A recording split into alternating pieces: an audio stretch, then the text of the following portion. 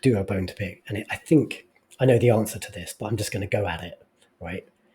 Where the heck is Alphabet on their chart in their Fantastic 40? It does not appear, right? And here are some beautiful pictures, numbers from our friends at fiscal.ai, fantastic, and stock analysis service, company analysis service. So, like on my pretty picture here, at Google Alphabet is the purple and the blue line, right? So much lower market cap, $2.3 trillion versus Microsoft's $3.8 trillion, and revenues of Google's that are much higher on the last 12 months basis directionally. Alphabet are doing $370 billion a year of revenue. Microsoft are doing $270 billion a year of revenue. So better, much better valuation. And I think a much better trajectory than Microsoft, even though Microsoft have tried to reinvent themselves. And if you go and look at some of the slides we didn't show in this deck, like Philippe has positioned Microsoft as, oh no, we did look at this slide. It was the peaks and trough slides. And if you go back and look at some of the other slides in this deck, Philippe has labeled Microsoft as leading the reasoning moment.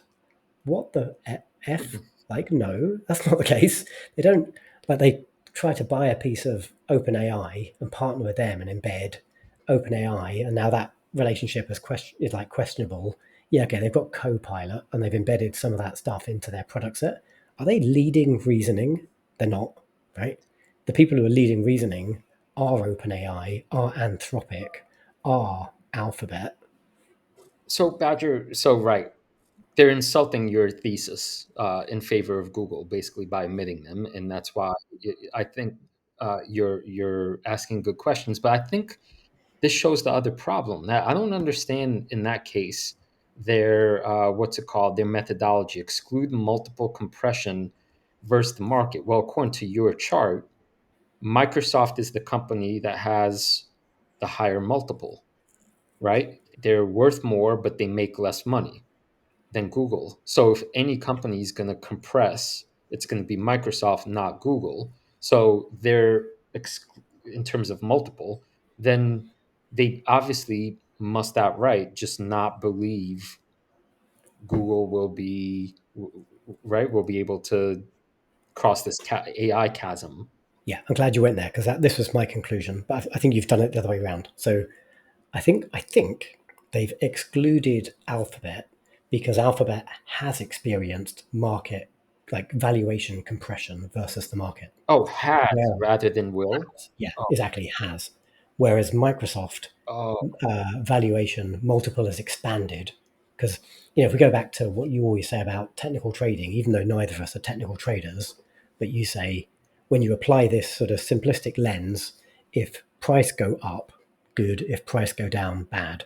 And like the price of Alphabet has gone up, but the valuation in terms of like PE or price to free cash flow, like whichever valuation ratio you look at, Alphabet's getting cheaper and cheaper. So the multiple is compressing. And so I think that's why they've excluded it. And if it was, here's my kind of critique slash, okay, I kind of agree.